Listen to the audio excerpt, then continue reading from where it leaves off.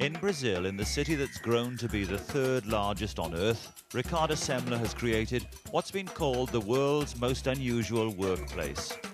Today is a good example. Friday afternoon, maybe half the office is empty.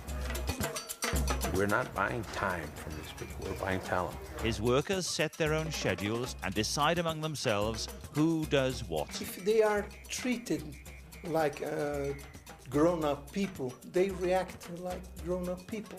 He lets them come to work when they like and then go to sleep on the job. What he's really doing is getting you to broaden your way of thinking.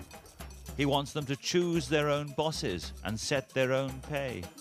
We never get what we want, though. He says that we should all turn our working lives into 7-day weekends. I think he's a great man, but I guess everybody does.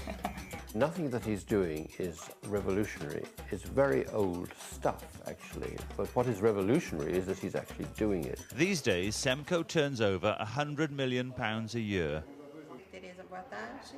But when Ricardo Semler took it over from his father, it was a small, traditional manufacturing company, making marine pumps and a stern, top-down control.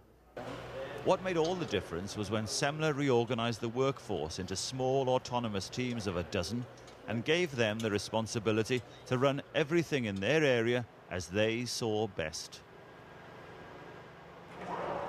It went into things like, how could we possibly tell people that we trust them completely and then search them when they leave?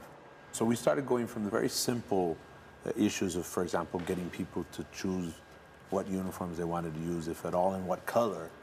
We went from there, and I think we started with all the very small things as symbols, but then people started saying, well, but if we can choose our own this and that, why can't we choose what time we work? And slowly we started going to a process which said that we applied a tool, let's say, a mental tool to everything, which was really what we called the 3 whys, which was to ask 3 whys in a row about everything, and almost nothing stands up after that. When you say, why are we wearing suits and ties? And people say, so we'll look more like each other. And we say, why do we want to look more like each other? And these things suddenly start going away.